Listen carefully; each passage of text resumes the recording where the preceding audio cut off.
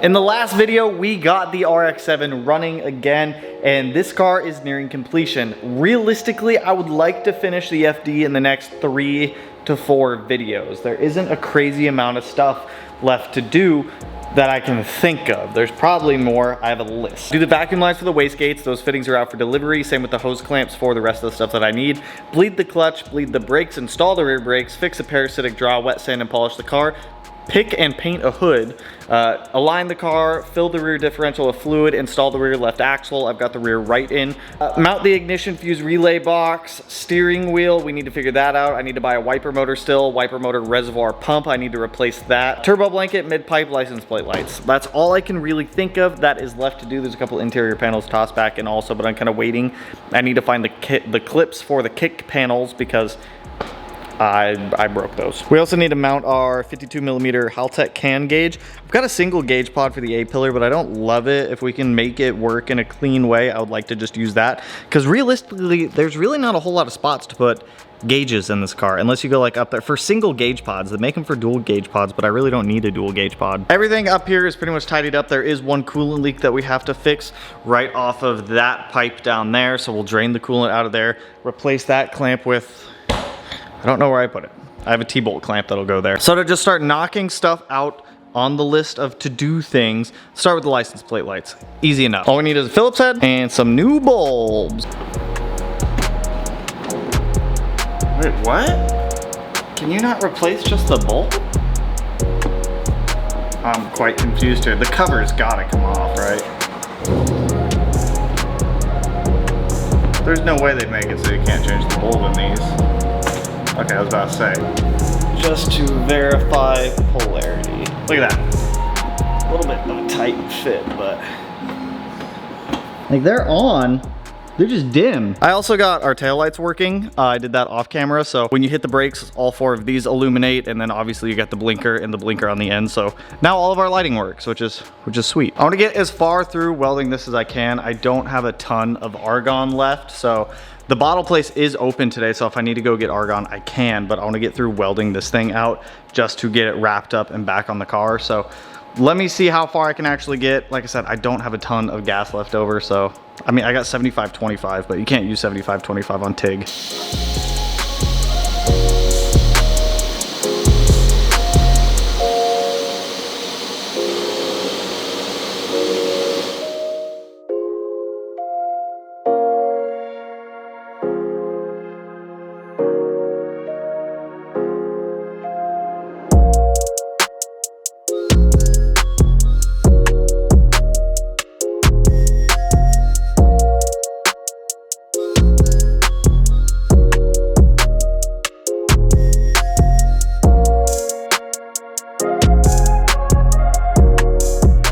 Fully welded. I've actually never heard this car with full exhaust, so in this video we're actually gonna hear it. I don't know if it's gonna be crazy loud. I don't know if it's gonna be crazy quiet. I don't know.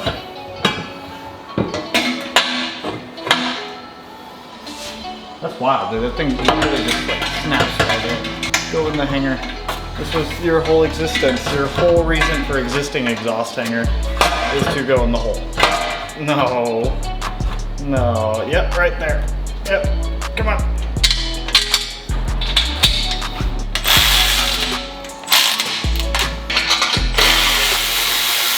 Down pipe comes down right there to our mid pipe and then to our cat back there. Pretty happy with it. I mean, there's that one pipe right there is a different type of stainless, and it didn't really want to weld to that. The material I normally use right there is 321 stainless, but I ran out of that, and all I had was that, and I think that's 304 stainless, and it didn't want to weld together nicely. Like down there, it's got some nice coloring to the welds and everything like that, and where the two different metals meet, it's like it was acting like it was too cold, like when you weld something too cold. But you know, it's all right. I'm pretty happy with it. The exhaust comes down. We actually have full exhaust. Never had a full exhaust on this car. I was really hoping that we were gonna be able to drive the RX-7 in this video, but unfortunately that's just not the case. So with the FD, and I actually had to research this because I could not get them out. The axles get stuck into the hubs, and the only way I could get it out was beating the ever-living hell out of the end of the axle with a sledgehammer to get it to come out of that knuckle. So I had to buy a new axle because it mushroomed so bad, and I tried grinding it down a little bit to try to save the axle. Couldn't do it. You can get third-party axles for this car for like $100, so if it snaps, it snaps. Could snap, might not snap. I don't know yet. We'll find out, but we're getting through our checklist, which is freaking dope. So let me jump up top and start doing all of, God, dude, I'm just thinking like, what if this car just fell on me right now? So let me jump up top and let's start doing the last of the boost controller lines. I have a feeling this is gonna take me a couple hours, so I'm gonna time lapse through this. The best way that I found to kind of make the hard line is figure out where you're going and then have a long enough line where you can kind of manipulate and bend it by hand a little bit. And then when you grab your pipe bender, it'll already give you an idea of the direction you need to bend, so that way you can kind of manipulate it. So should I put the under trays back on this thing? I feel like I should. Maybe I will. They're over there. They're really dirty. They need Cerakote if we're gonna do that. Anyways, hard lines.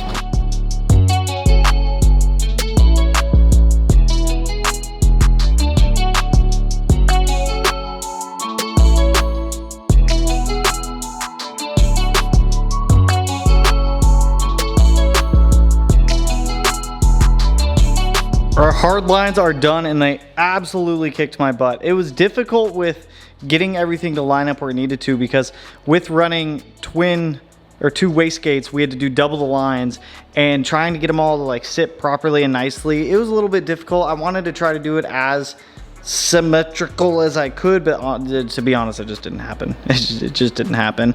I may redo some of those lines in the future. There's some other stuff that goes over here that we don't have in the engine bay yet, so I'm not too worried about it. So about ready to start up. Why you gotta leak? Why you gotta do that to us? You know what, fuck it. I'm just gonna start it right now. I'm just gonna start it. I just wanna make sure the vacuum system's good. I wanna see how the exhaust sounds. I'm just gonna do it. No gauge sweep. Sometimes it gauge sweeps, sometimes it doesn't. I'm curious to see if the tack will work. I bet you it'll gauge sweep if I try it again, but I don't really care. Oil PSI, map, coolant, O2. All right, cool. I'm gonna let I need to find a good spot for this gauge, dude. I wanna cycle this until I get the gauge sweep. There we go.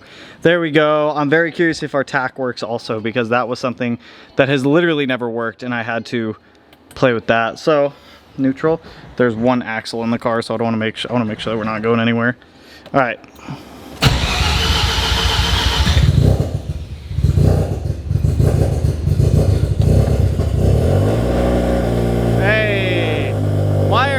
Working. I saw it start to work earlier. When the miles don't work, the tack doesn't work. It's the weirdest thing. I don't know.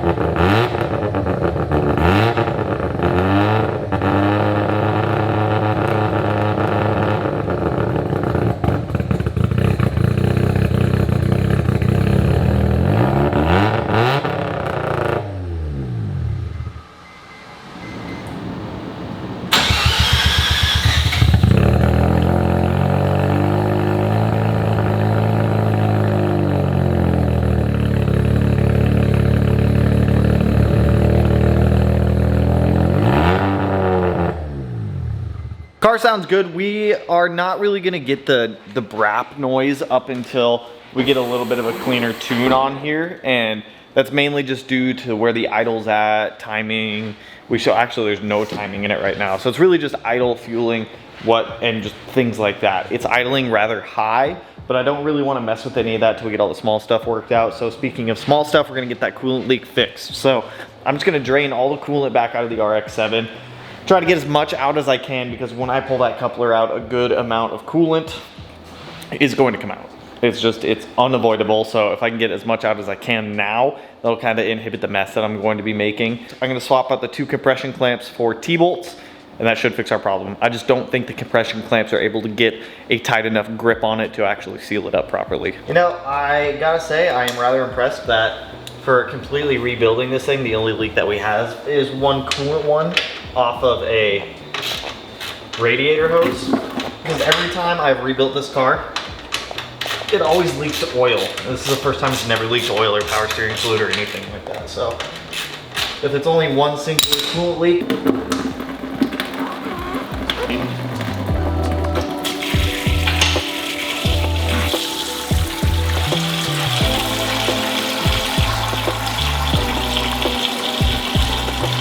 and then after we get the leak fixed, we can go ahead and actually burp the cooling system, and I think that'll be the last time that we start this engine up until we are ready to start tuning it and getting our logs and whatnot. We gotta find a tuner to work with on this thing, so I can at least get it ready to be tuned.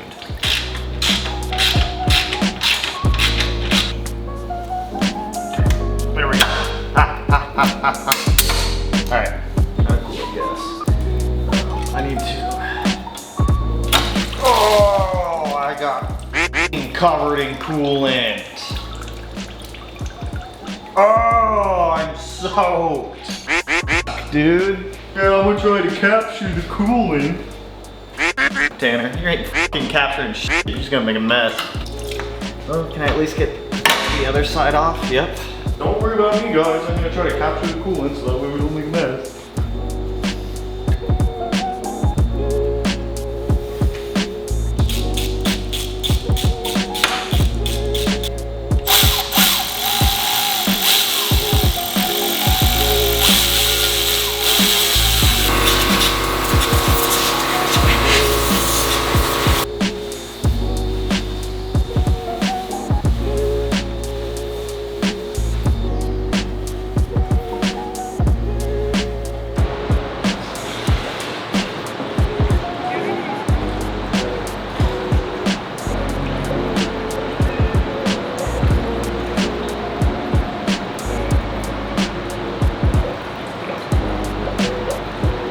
Now, if you guys don't know how to burp a cooling system, this funnel makes a huge difference. I'll actually link it down below because everybody always asks me what I use for this. It's just a coolant burping funnel. It raises the highest point of the cooling level to where all the air is going to want to come out. So we're going to start the car. We're just going to let it idle. We're going to wait for the thermostat to open. We're going to turn the heater core on full blast, and that's going to push out any air that may be in the heater core as well. And then you just let it idle until all the bubbles stop. You can sometimes rev it a little bit if you need to help get air out, but for the most part, you should be able to get pretty much all of it out with just letting it idle.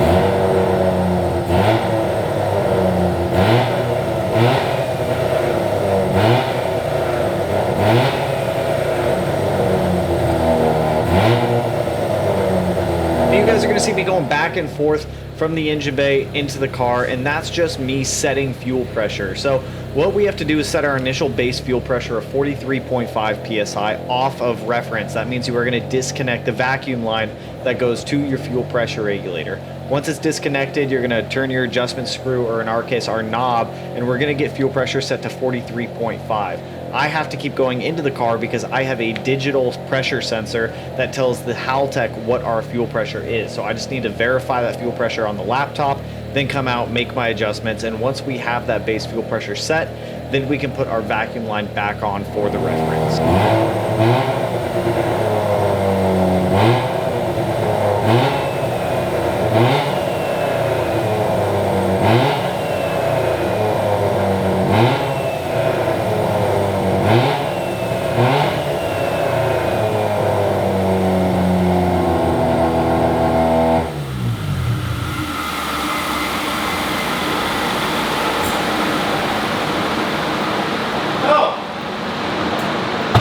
be pretty well burped. I'm gonna let this sit for a minute just to let any of the upcoming air displace. The biggest thing is just getting the thermostat to open.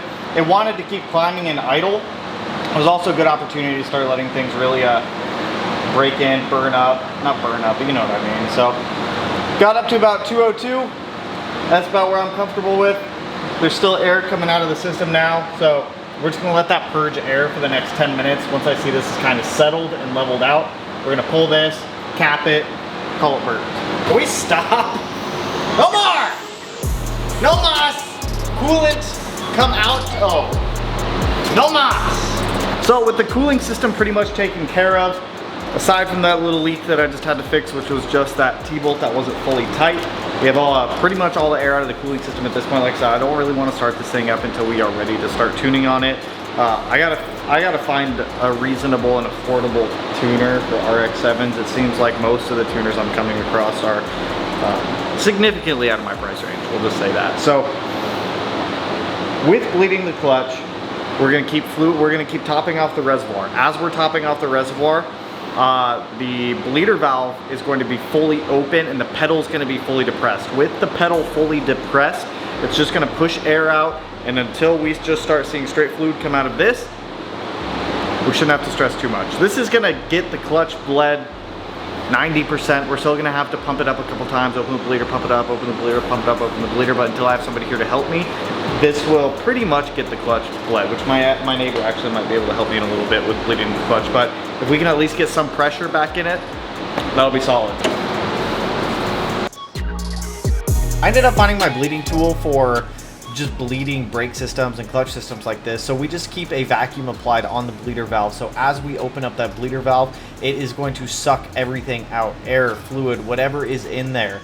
Once we have gotten all of the air out, I probably did this 3 or 4 times, we close up the system and we are good to go. Additionally, I did have to adjust the clutch pedal a little bit, but after that, clutch felt great.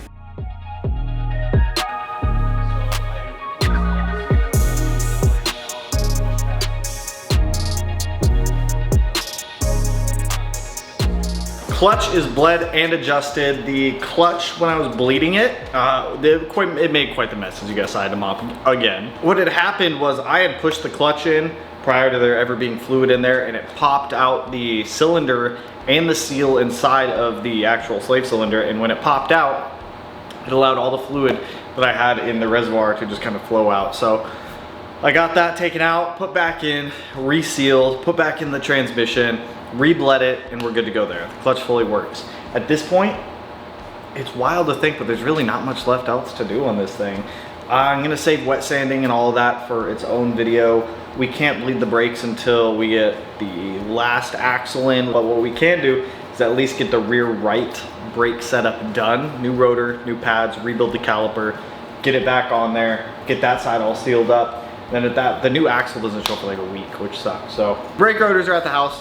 I'm gonna go grab those and we'll get that rear right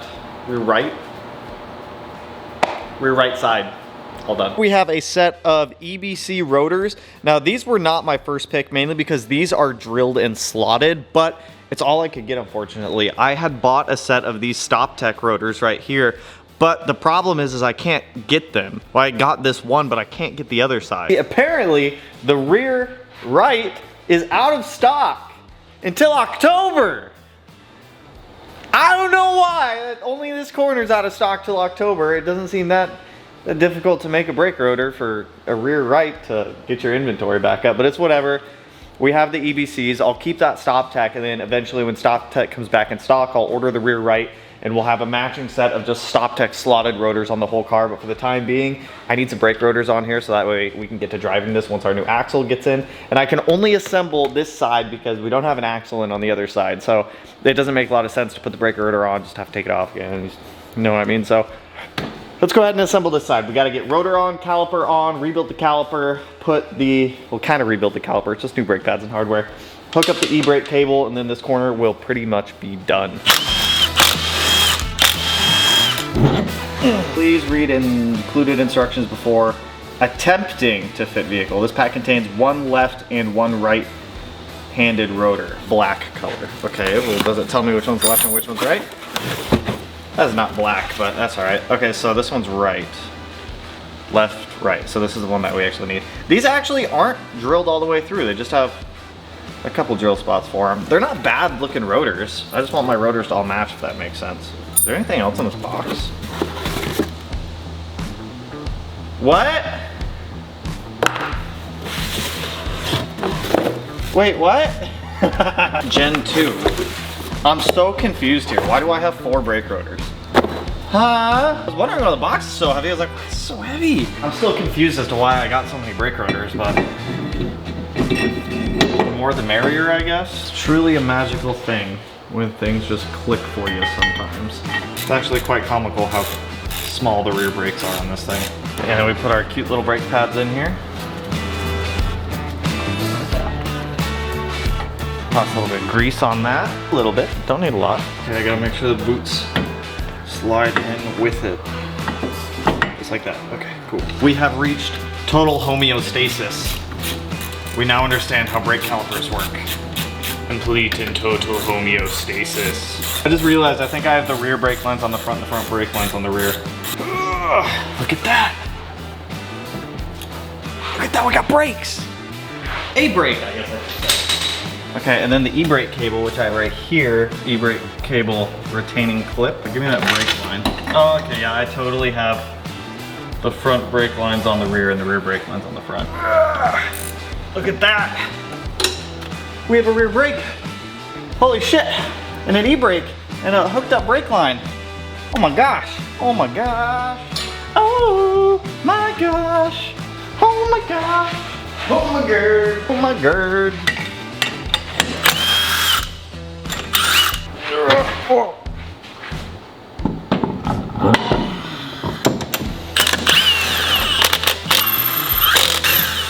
I still gotta clean the rotors with some brake clean, but I don't have any right now, so I'll grab some later. Just gotta spray them all down, but look at that. We got a working brake. Well, it doesn't work yet, gotta bleed it, but we got a brake caliper, a rotor, and a halfway working e-brake. Sick. I didn't tighten down, but damn it, I didn't tighten down the hard line up here. Oh, not the hard line, it's tightened down. Sick, all right, I'm gonna go swap the other brake lines real quick.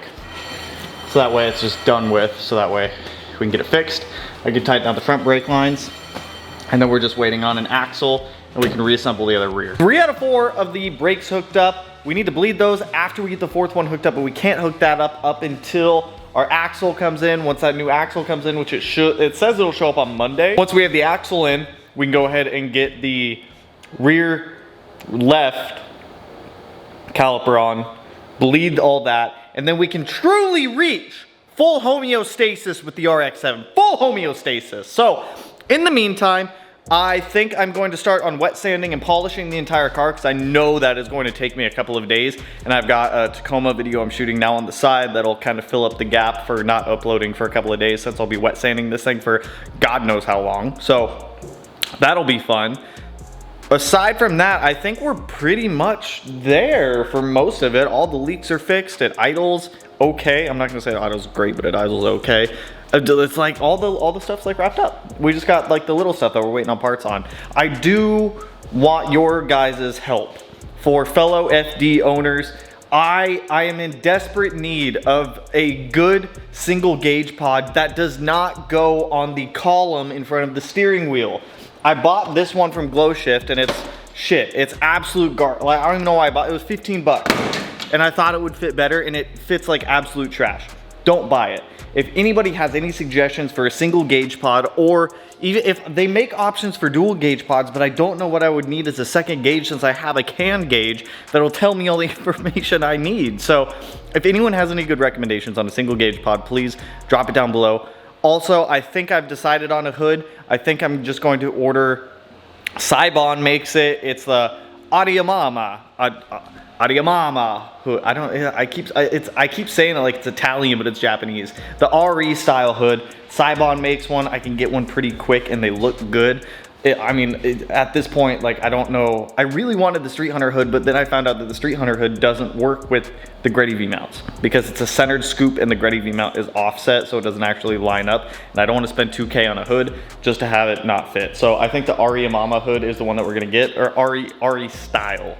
I'm gonna preference it. RE style that Sibon. But that's all I got for you guys on this one. If you're hyped for the RX-7, if you're excited to see how it's coming out, and if you're pumped to see this car wet sanded, because I know I am. I can always just see the texture in the paint and it doesn't really show up on camera all that much. So I'm very excited to see what this thing looks like after a really good wet sand on it. So with that, that's all I got for you guys on this one. If you liked the video, you know what to do. Go ahead and hit that like button, turn it black, blue, green, yellow, purple, silver, cyan, whatever color it turns for you. And if you're not already subscribed to the channel, and you want to be, I'll put it at one of these corners. No idea which one quite yet, but with that, I will catch you guys in the next one. So peace out, homies. Woo!